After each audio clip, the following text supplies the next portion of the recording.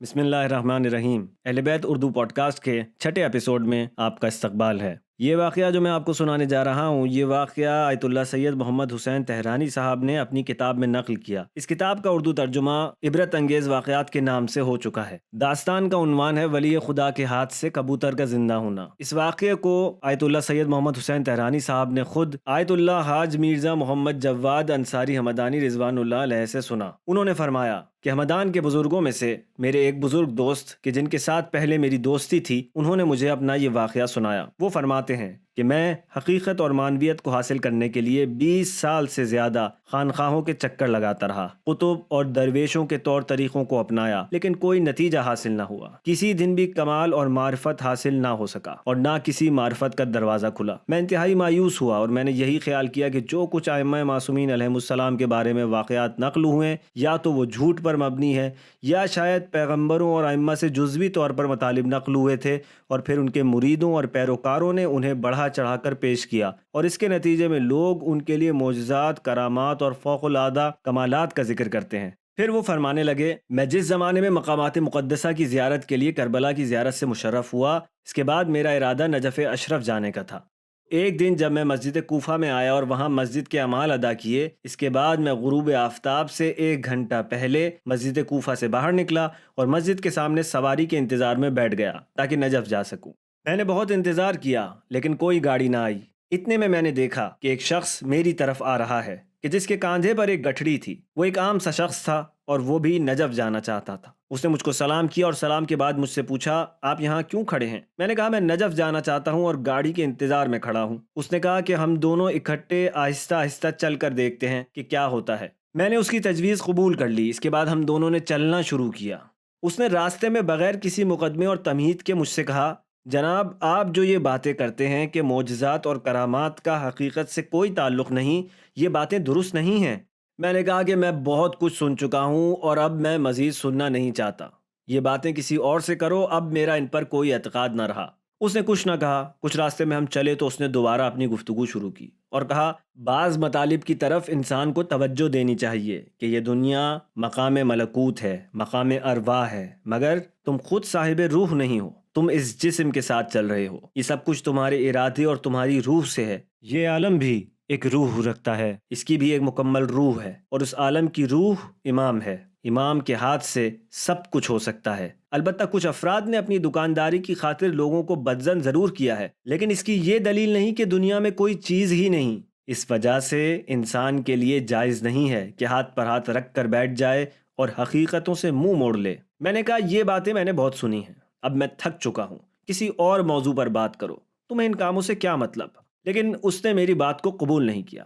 میں نے کہا میں نے 20 سال خانقاہوں کے چکر لگائے ہیں، نہ جانے کتنے قطب اور درویشوں سے ملاقات کی ہے، لیکن کوئی فائدہ نہیں ہوا۔ اس نے کہا اس کا یہ مطلب ہرگز نہیں کہ امام کے پاس بھی کچھ نہیں۔ اگر آپ کسی چیز کو خود دیکھ لیں تو کیا پھر یقین کر لیں گے؟ اس حال میں ہم چلتے چلتے ایک خندق کے نزدیک پہنچ گئے جو کوفہ اور نجف کے درمیان ایک عرصے پہلے کھودی گئی تھی، اور اس کے آثار اب بھی باقی تھے۔ میں نے کہا اگر کوئی کسی مردے کو زندہ کر دے تو میں اس کی بات کو قبول کر لوں گا، اور جو معجزات اور کرامات پیغمبر اکرم صلی اللہ علیہ وآلہ وسلم اور ائمہ علیہم السلام کے بارے میں نقل ہوئے ہیں ان کو بھی قبول کر لوں گا۔ یہ سن کر وہ کھڑا ہو گیا اور کہا، خندق میں دیکھیے کہ کیا ہے۔ میں نے دیکھا خندق میں ایک مردہ کبوتر پڑا ہے جو بالکل خشک ہو چکا ہے۔ اس نے کہا کہ جائیے اور اس مردہ کبوتر کو لے کر آئیے۔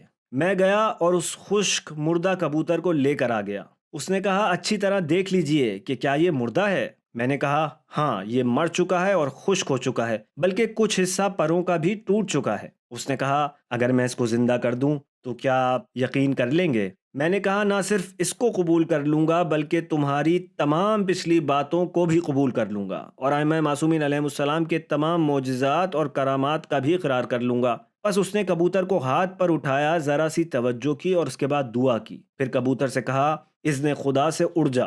جیسے ہی اس نے کہا کبوتر اڑ گیا۔ میں مبہوت ہو گیا۔ اس نے مجھ سے کہا آپ نے دیکھ لیا، کیا آپ کو یقین حاصل ہوا؟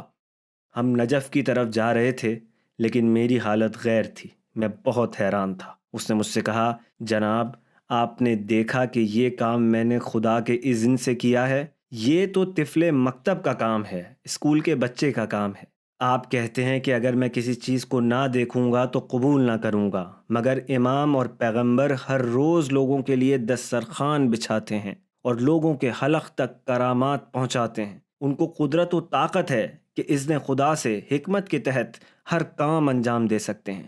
خدا کے اذن کے بغیر محال ہے کہ وہ کوئی کام انجام دیں۔ یہ کام جو میں نے کیا ہے یہ تو مکتب کے بچے کا کام ہے، اور منزل مقصود تو بہت دور ہے۔ ہم ایک دوسرے سے گفتگو کرتے جا رہے تھے اور میں سوالات کر رہا تھا، وہ مجھے جوابات دے رہا تھا، یہاں تک کہ ہم نجف اشرف پہنچ گئے۔ کوفہ اور نجف کے راستے میں پہلے ایک قبرستان آتا ہے جسے وادی السلام کہتے ہیں۔ اس قبرستان کے بعد نجف میں داخل ہوا جاتا ہے۔ جب ہم وادی السلام میں پہنچے تو اس نے مجھ سے رخصت چاہی۔ میں نے کہا 20 سال کی زحمت کے بعد میں کسی نتیجے پر پہنچا ہوں، تو اب تم مجھے چھوڑ کر جانا چاہتے ہو؟ میں ہرگز تمہارا ساتھ نہیں چھوڑوں گا۔ تم چاہتے ہو کہ مجھے چھوڑ دو اور چلے جاؤ، میں یہ کہتا ہوں کہ میں آج سے تمہارا نوکر ہوں۔ اس نے کہا کل صبح طلوع آفتاب کے وقت اسی جگہ آ جائیے گا، ہم ملاقات کریں گے۔ اس کے دیدار کے شوق میں میں نے رات بڑی مشکل سے گزاری، مجھے نیند نہ آئی۔ ہر گھڑی میرا اشتیاق بڑھتا رہا کہ جلدی سے صبح ہو جائے اور میں اس کے دیدار کے لیے جاؤں۔ جیسے ہی صبح طلوع ہوئی میں وادی السلام میں حاضر ہوا۔ میں نے دیکھا کہ کچھ لوگ ایک جنازے کو لے کر آئے ہیں۔ دفن کے وقت معلوم ہوا کہ یہ جنازہ اسی مرد مومن کا ہے کہ جس سے میری کل ملاقات ہوئی تھی اور جس نے مجھے وہ کرامت دکھائی تھی۔ داستان یہاں پر ختم ہوئی۔